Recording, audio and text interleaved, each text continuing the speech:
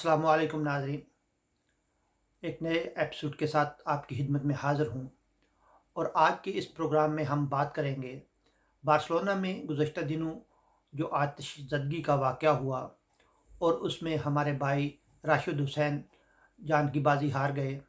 उनका ताल्लुक फ्लोरवान से था जो सराय के करीब है और वो सारागोसा में अपनी मोबाइल शॉप पे काम चलाते थे। इससे कबल वो बार्सिलोना में तकरीबन 10 साल का अरसा गुजार चुके हैं और वो मुख्तलिफ जॉब्स करते रहे और फिर उन्होंने डोनर का काम शुरू किया सारागोसा में और वो चूँकि कोरोना क्राइसिस में इतना सही नहीं रहा तो उसके बाद उन्होंने इसको शिफ्ट किया, ये मोबाइल शॉप के शोबे में आ गए।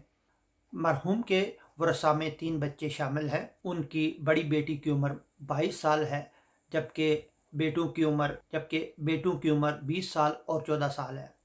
याद रहे कि उन्होंने अपने बच्चों को स्पेन बुलाने के लिए जो रीग्रुपेशन या फैमिली वीज़े होते हैं उनके लिए भी अप्लाई कर रखा था। उनके बच्चे अभी पाकिस्तान में हैं और वो आखिरी रसूमात जो होंगी वो अदा करके फिर स्पेन आएंगे।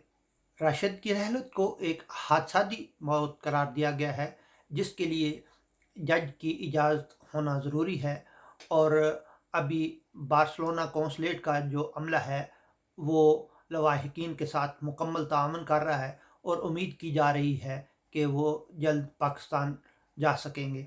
इस वक्त पोस्टमार्टम रिपोर्ट का इंतज़ार है जिसके आने के बाद जज की इजाज़त के बाद जो मैयत है वो पाकिस्तान के लिए रवाना की जाएगी।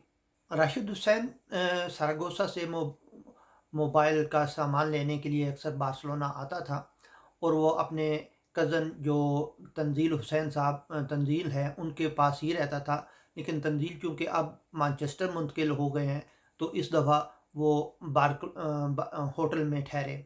बार्सिलोना की इंतज़ामिया के मुताबिक आग लगने की वजह एक ज़हनी मरीज़ा थी जो उस वक़्त उस होटल में रह रही थी और वो इससे पहले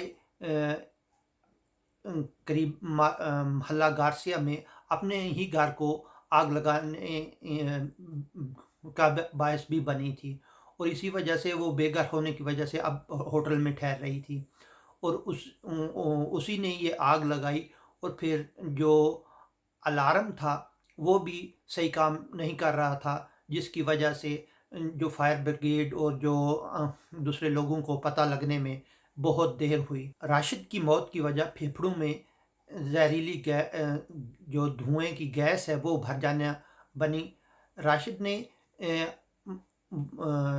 जब वो धुएं को बर्दाश्त ना कर सका तो उसने खिड़की से छलांग लगाई, लेकिन और उसको लोग एम्बुलेंस के ज़रिए हॉस्पिटल लेके घर गए, लेकिन वो अपनी जान की बाजी हार गया।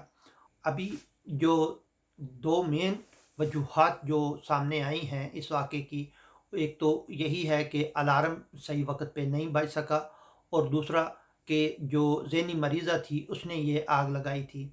अब अदालत क्या फ़ैसला देती है और